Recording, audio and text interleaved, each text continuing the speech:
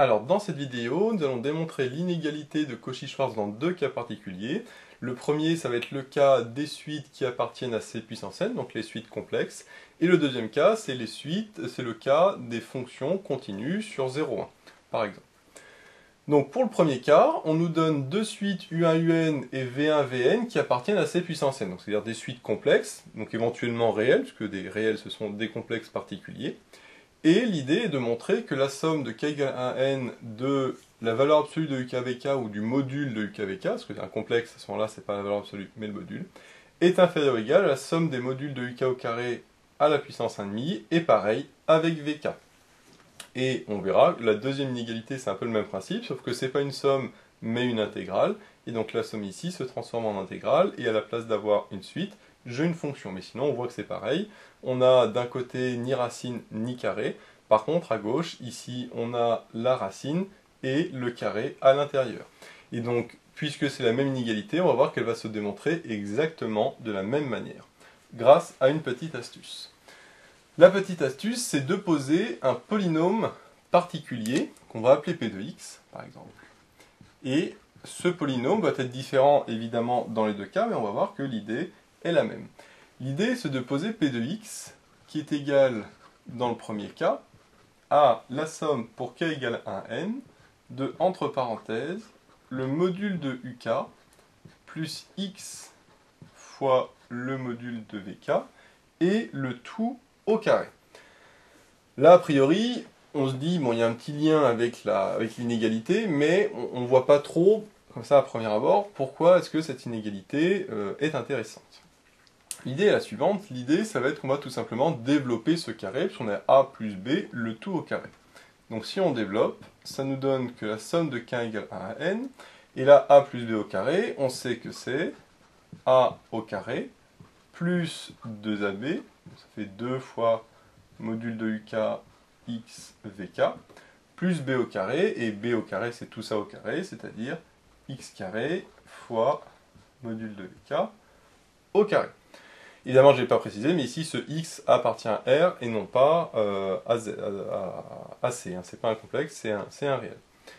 Et là, ce que je vais faire maintenant, c'est que ma somme de tout ça, je vais la découper en trois sommes, puisque j'ai ça plus ça plus ça, c'est-à-dire j'ai une somme de sommes, donc je peux très bien séparer en trois.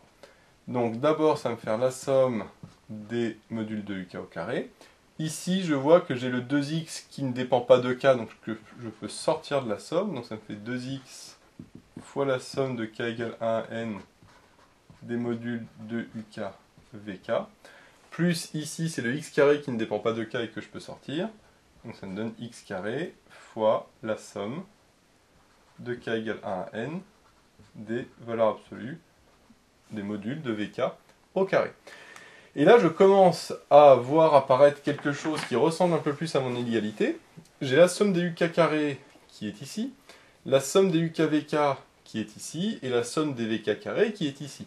Donc là, on voit que c'est pas mal parce que ça commence à ressembler à quelque chose, en tout cas à l'inégalité qui est là. L'intérêt surtout d'avoir écrit ça, c'est que en développant mon P de x, je me rends compte que P de x est en fait un polynôme du second degré, puisque j'ai ici x carré fois quelque chose qui ne dépend pas de x, puis x, ou 2x fois quelque chose pareil qui ne dépend pas de x, plus quelque chose qui ne dépend pas de x, c'est-à-dire une constante. Donc finalement, p de x peut s'écrire sous la forme d'un polynôme du second degré, c'est-à-dire ax carré plus bx plus c. Alors ici, c'est pas dans le mode 1, parce que le petit a, c'est égal à ça. Le petit b, c'est égal à ça fois le 2, hein, parce que là, le x est tout seul, mais c'est 2 fois tout ça qui est le b. Et le c, ça correspond à cette somme qui est ici. Sauf que, pour ceux qui s'en souviennent, j'avais écrit p de x qui est égal à la somme de quelque chose au carré. C'était les uk plus x fois module de vk, le tout au carré. Sauf que p de x étant une somme de carrés, je sais que ce polynôme est supérieur ou égal à 0, puisque ça c'est au carré donc c'est positif, une somme de termes positifs, c'est forcément positif, puisque attention, ce sont des réels, parce que là j'ai des modules, et le x est un réel. Donc, une somme de carrés est forcément positive. Donc, qu'est-ce que j'en déduis? J'en déduis que ce polynôme a un discriminant qui est inférieur ou égal à 0. Pourquoi? Parce qu'un polynôme qui est toujours positif, il est soit comme ça, éventuellement tangent à l'axe des ordonnées. Et à ce moment-là, il n'y a pas de racine, donc delta strictement négatif. Et ici, delta est inférieur ou égal, delta égale 0. Donc, de manière générale, j'ai delta qui est inférieur ou égal à 0. Maintenant, il ne me reste plus qu'à écrire le delta, mais on se doute que le delta va plus ou moins ressembler à ce qu'on cherche, puisque maintenant j'ai une inégalité, et cette inégalité va être l'inégalité que l'on cherche de Cauchy-Schwarz. Alors si j'écris le delta, on a dit que c'est b carré moins 4ac. b carré moins 4ac. Le b carré, donc c'est 2 fois tout ça au carré, donc 2 au carré ça fait 4 fois tout ça au carré, c'est-à-dire la somme de 1 à n des uk vk, donc le tout au carré. Alors j'aurais écrit juste somme de 1 à n, pas de k égale 1 à n pour gagner un petit peu de place. Et ça c'est le b carré, moins 4ac, et 4ac, donc le a on a dit que c'était ça, c'est-à-dire la somme de 1 à n des modules de vk au carré. Et le c c'est ça, c'est la même chose mais avec uk, donc ça veut dire la somme des uk au carré. Et je sais que tout ça est inférieur ou égal à 0, donc ici je peux rajouter inférieur ou égal à 0. Donc maintenant cette inégalité ne m'intéresse plus. Là je vais pouvoir passer toute la partie ici à droite, parce que c'est 4 fois ça moins 4 fois ça, donc ça va me donner que 4 fois ça est inférieur à 4 fois ça.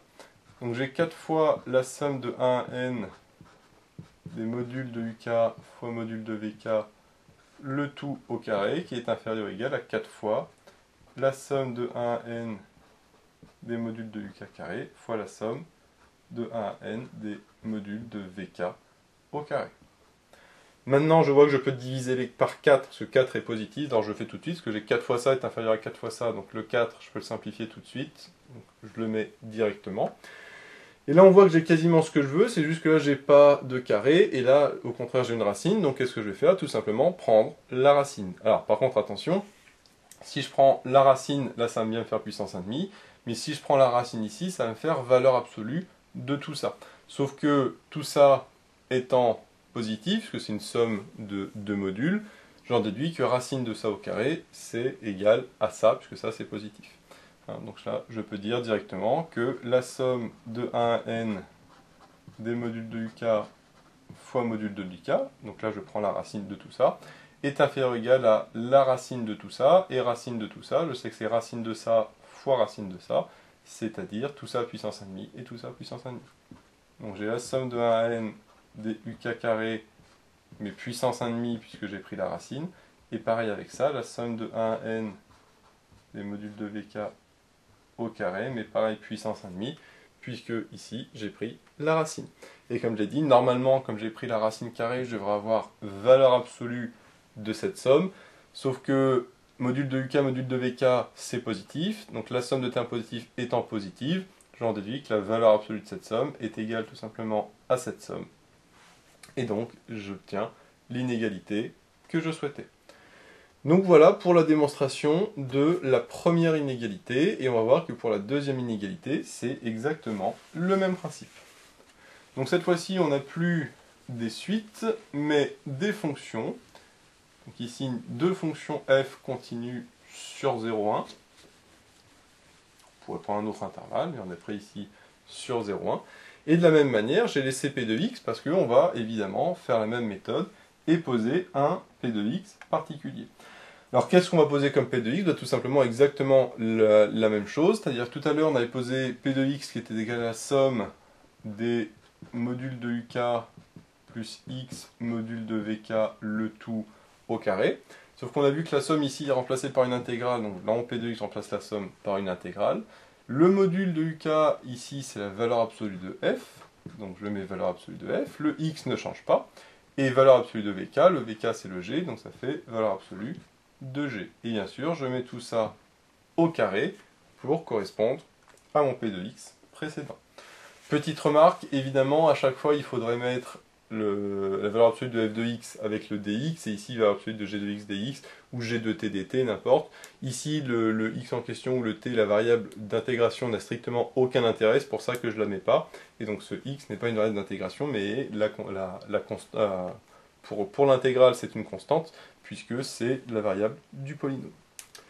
Maintenant, je vais faire exactement pareil que tout à l'heure, c'est-à-dire que je vais développer mon carré. Donc ça fait la valeur absolue de f au carré. Ici, je vais avoir 2ab, c'est-à-dire 2x, valeur absolue de f, valeur absolue de g, et la valeur absolue de g au carré. Donc ça, c'est le b carré, pardon, avec le x carré, donc ça fait fois x carré, puisque le b, c'est égal à tout ça. Par linéarité de l'intégrale, je vais séparer, comme je l'ai fait tout à l'heure. Donc ça va me donner l'intégrale de 0 à 1 de f carré, plus le 2x que je peux sortir, parce qu'on a vu qu'il ne dépend pas de la variable d'intégration. Et de la même manière, le x carré, je vais pouvoir le sortir, parce qu'il ne dépend pas de la variable d'intégration.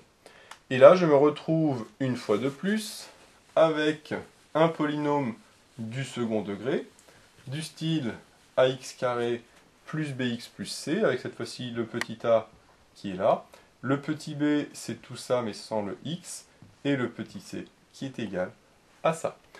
Sauf que ce qu'on a vu, nous, c'est que f, c'est l'intégrale de valeur absolue de f plus x, valeur absolue de g au carré.